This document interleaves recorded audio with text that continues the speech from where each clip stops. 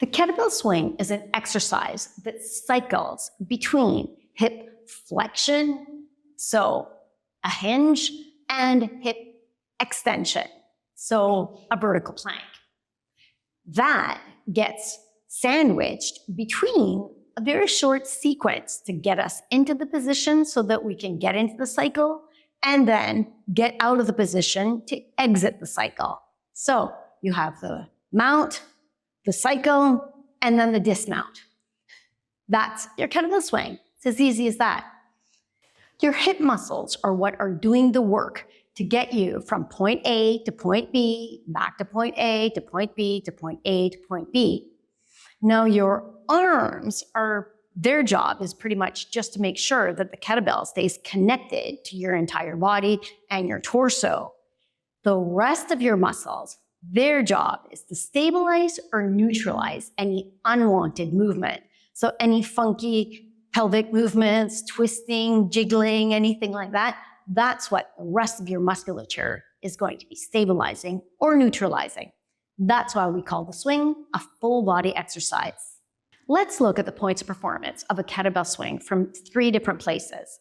Number 1, throughout the entire swing process. So what we want going on is we want the spine, so your cervical, your thoracic, and your lumbar spine to be moving as one unit through the entire cycle.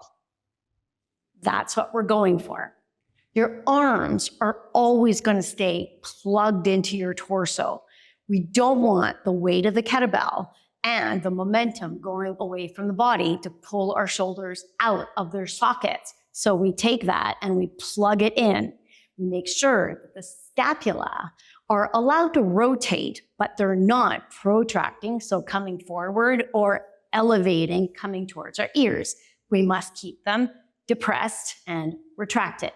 You're also, throughout your entire kettlebell swing, going to be matching your breath with the effort. So when you're loading the hinge, you're going to sniff in sharply with your nose.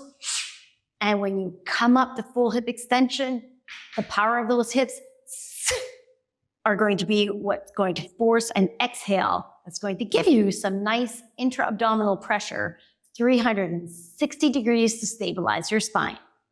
The bottom of your swing, so the loaded hinge position. What we want here is the shoulders will always be above your hips will always be above your knees. Your shins are vertical or near vertical, and your femurs are tracking your toes. When you're swinging, the kettlebell needs to be in the upper triangle of your thighs. Your forearms will likely be connecting with your adductor muscles here.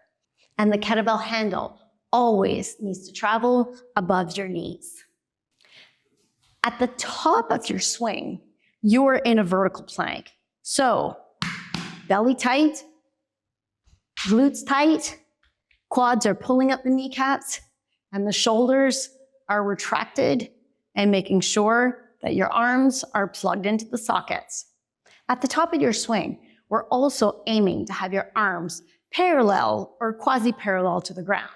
When the kettlebells get heavy, they are often quite a bit lower, but we're trying to resist having the arms go any higher where we can no longer hold that core contraction.